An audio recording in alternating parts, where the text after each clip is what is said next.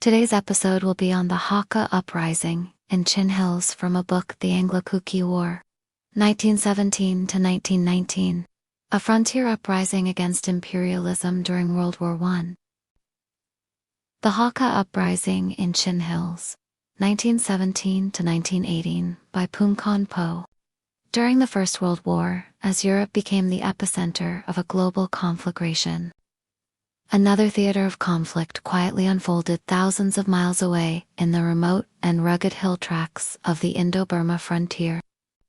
Here, amidst the steep ridges and thick forests of the Chin Hills and Manipur area, the British Empire launched a series of military operations that would come to be known officially as efforts to suppress an uprising, but which the local people remember as a war. This was not a spontaneous rebellion. It was a deliberate act of resistance by the Kuki-Chin peoples, collectively known today as the Kuki-Zo, against the overreach of a colonial administration that had disrupted their world. The so-called Kuki Uprising in Manipur and the HAKA Uprising in the Chin Hills were not isolated episodes, but parts of a wider indigenous movement, one born of accumulated grievance, cultural assertion, and a desire for self-determination. These military operations, carried out jointly by the Assam Rifles and the Burma Military Police, occurred at a time when the British Empire was heavily invested in the war effort in Europe.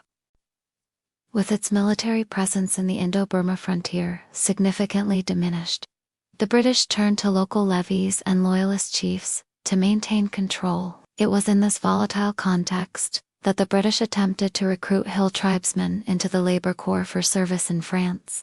This recruitment drive, ostensibly voluntary, would prove to be the spark that ignited the war in the hills. In Manipur area, the response to the labor corps recruitment campaign was immediate and forceful, to what some indigenous communities would later call the Thadu Gao, the Zhu Gao, or the First Kuki War of Independence. In the Chin Hills, the response was more complex. The uprising there, known locally as the Lay Rao, unfolded in the HAKA subdivision, while the neighboring Phalam and Tetum subdivisions remained relatively calm and cooperative. The reasons for this variation lie not only in political allegiance, but in deeper questions about identity, belief, and leadership. To understand the Lay Rao or HAKA Uprising, one must first examine how British colonial rule was established in the region. Following the defeat of Burma in the First Anglo-Burmese War, the British expanded into Assam and Arakan Hills, laying claim to territories historically inhabited by the Zo people. This expansion fragmented the Zo cultural landscape, distributing their lands across multiple colonial jurisdictions. By the late 19th century, a series of military campaigns culminated in the Chin-Lushai expedition of 1880 to 1891, which finally subdued organized Zo resistance and resulted in the administrative division of their territory into the Chin Hills, the North Lushai Hills, and the South Lushai Hills. In the Chin Hills, the adoption of the Chin Hills Regulations in 1896 formalized colonial governance and introduced sweeping changes. The region was divided into 3 subdivisions. They are known as Phalam and HAKA, and placed under the authority of the Chief Commissioner of Burma. Colonial rule brought with it certain benefits. Infrastructure was improved, roads and bridges were constructed, markets were established, and education was introduced in partnership with Christian missionaries. But these changes came at a cost. The power of traditional chiefs and headmen was curtailed. Villages were regrouped. Inter-village raids, once a source of prestige and survival, were outlawed. The colonial government redefined the very structure of Zo society, often undermining customary practices and local authority. This erosion of traditional power was further challenged by the spread of Christianity in Western education, which encouraged a shift away from indigenous belief systems. In response, some conservative chiefs resisted these changes and found cultural refuge in a new religious movement, called Lapianism, by Mr. Po Sin Hao, a charismatic reformer. This movement, while spiritual in nature, was also a political statement, a refusal to relinquish traditional identity and autonomy in the face of accelerating colonial transformation. It was against this backdrop that the British launched their labor corps' recruitment drive in 1917. With the war in Europe demanding more manpower, the colonial administration turned to the hill tribes of Assam and Burma. In Tidum subdivision, the assistant superintendent E.O. Fowler began enlistment in April. Chiefs were summoned and told that recruitment was voluntary. Each subdivision, that is Tidum, Falim and Haka, was asked to supply 1,000 men. In Tidum, the response was swift. Hau Singkup, a powerful Kamhau chief with a long-standing record of loyalty to the British, gathered over 1,000 men. He was joined by other chiefs such as Po Sasain, Dong Tul, and Po Kalmong, who mobilized their people efficiently. The superintendent, J.M. Wright, was pleased with their response, noting that the feat was remarkable given the small male population of the region. In Falam, over 800 laborers were enrolled. Though there was some resistance in the Zaha tract, it was quickly subdued. Chiefs such as Van Engel and Van Hemong even donated significant funds to the War Relief Fund, signaling their loyalty to the empire. But in the Haka subdivision, the picture was different. Assistant Superintendent B. Fisher met with local chiefs and outlined the quotas each village would be expected to meet. In theory, the recruitment was voluntary. In practice, there was tension. While some chiefs appeared cooperative, such as the Christian convert Shiaka of Shakta village, others were hesitant. The people feared that their traditional belief that Iskwe Huram could not protect them if they traveled far beyond their land. This fear, deeply embedded in their cosmology, was dismissed by colonial officers, but it loomed large in the minds of the people. Missionary Laura Hardin Carson, who had long lived among the Zo, recorded the palpable sense of unease. Rumors spread that British officers were leaving the region and that only a skeleton force of sepoys remained. A sense of crisis filled the air. Then came the startling report.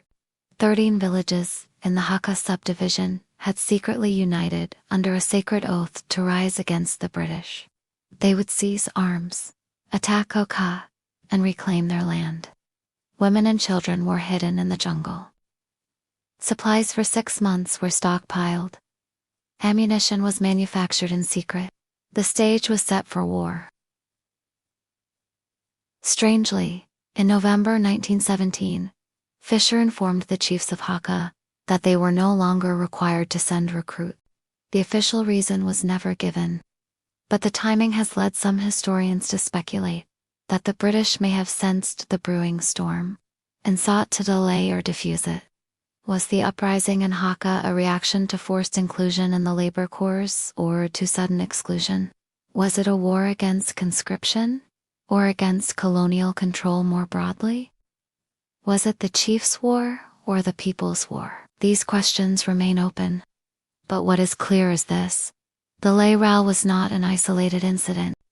It was part of a broader struggle shared by the Kuki and Manipur areas, the Chin in Burma, and the Zo people across the frontier. A struggle against the imposition of foreign rule, against the erosion of traditional authority, and against the cultural transformations imposed from above. Though the British would eventually crush the Lay Row with overwhelming force, the memory of that war endures.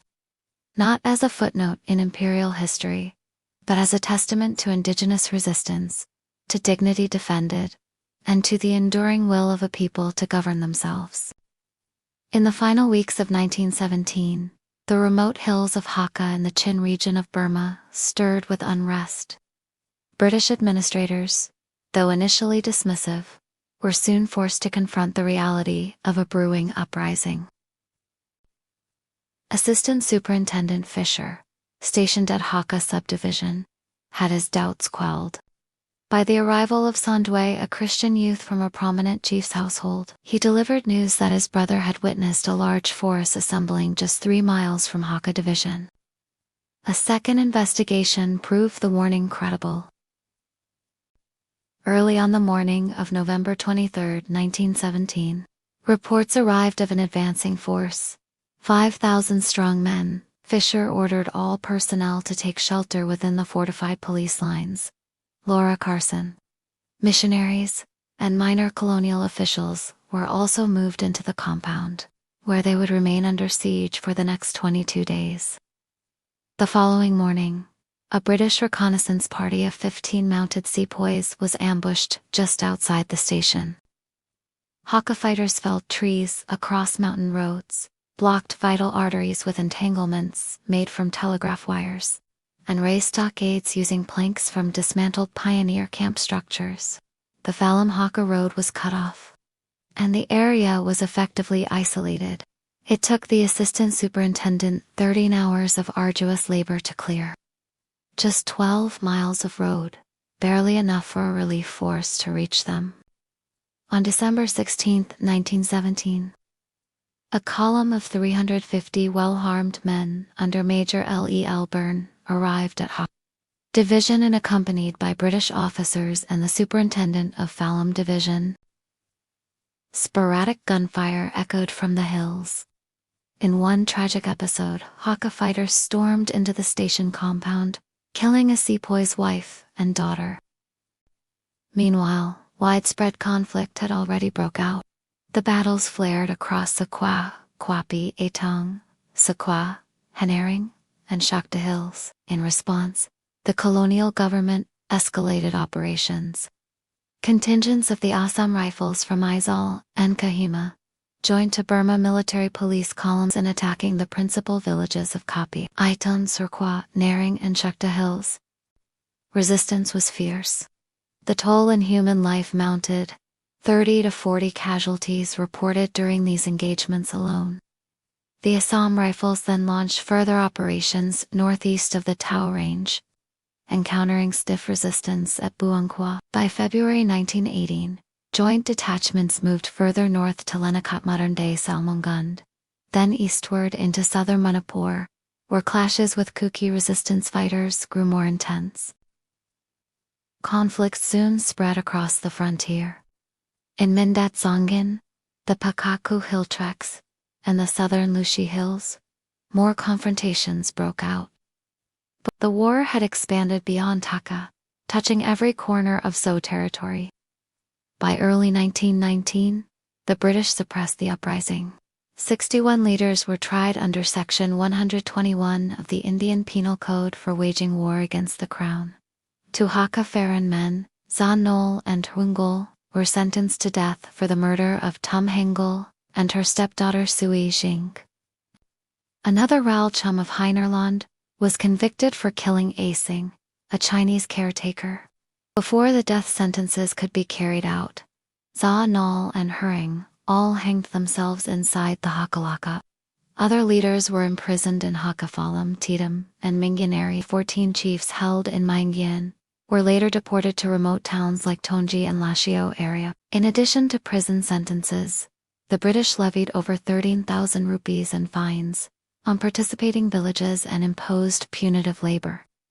Villagers were forced to construct roads and a man-made lake near HAKA in lieu of imprisonment. The soldiers' Lake Rolkaptili, along with the Phalam football ground and Town Pat Road, remain as enduring landmarks to the uprising and its consequences. Yet, the question lingered: whose war was it? Colonial officials insisted that the uprising was not a people's rebellion, but one led by disgruntled chiefs. J.M. Wright, a senior British officer, stated plainly, this rebellion was a rebellion of chiefs and elders, and not a rising of the people. He cited grievances stemming from curbs on slavery, interference in dues collection, and freedom of migration, grievances that, he argued, affected only the chiefs. Deputy Inspector General Leslie Shakespeare echoed this view. The push to end slavery, he contended, sparked the revolt. But if these issues were common across the Chin Hills, why did only HAKA rise in arms? Phalam and Tidam subdivisions, too, were governed by chiefs with similar authority. Their people faced the same policies and restrictions, yet these chiefs remained loyal. Some, like the Zahu chief Fan Nol and his son Thang Tin Lian and Phalam, even contributed to the British War Fund and helped recruit laborers. Halsin Kappa the Tatim subject. Once hostile chief who signed a peace agreement with the British in 1892, maintained tight control over his dominion. The difference, perhaps, lay in structure. Tatum's governance was autocratic, Phalam's is democratic. But HAKA's system was fragmented. Each chief ruled his village alone without a larger council or paramount authority. Personal grievance could easily become a village-wide uprising. Moreover, nature added fuel to the fire. In 1915, HAKA was devastated by a rodent and caterpillar infestation. Crops were destroyed. An estimated 340,000 rats were killed by the local people. Starvation loomed. Grain supplies to British forces collapsed. Chiefs, deprived of their regular income, could not pay their dues. The next year, their commissions were forfeited. Then came the call for laborers to serve in France. Though official policy forbade coercion, the chiefs misunderstood. A government order, to them, meant obligation. Laura Carson, the American missionary who lived among the HAKA, recalled how chiefs came to her in distress. They told her their people refused to go to France. They had no quarrel with Germany and would rather die than cross oceans to fight in a foreign war. Chief after chief came to me and asked what he should do, Carson remembered. They said they would commit suicide rather than go. With British troops withdrawn to meet war needs elsewhere, and administrative presence in the hills thinned, the people of HAKA made their choice. What followed was a war not of the chiefs, but of the people.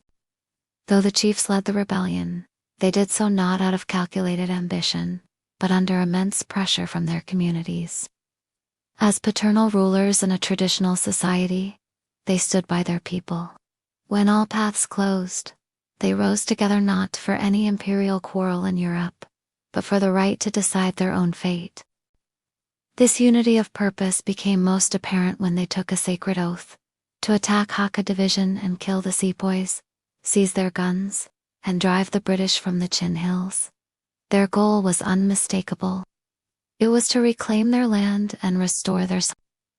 The Anglo-So War that followed, stretching from the hills of HAKA and Tadame to the valleys of Manipur and beyond, was not merely a reaction to labor recruitment. It was the culmination of long-standing resistance to colonial domination. Through scorched fields, hunger, imprisonment, and exile, the spirit of defiance remained intact. Even in defeat, their courage reshaped the narrative of colonial conquest. In the annals of World War I, this war of a distant frontier may seem a footnote. But for the Zo people, it marked a defining moment in their collective memory of fight, not for empire, but for identity. Thanks for watching and listening.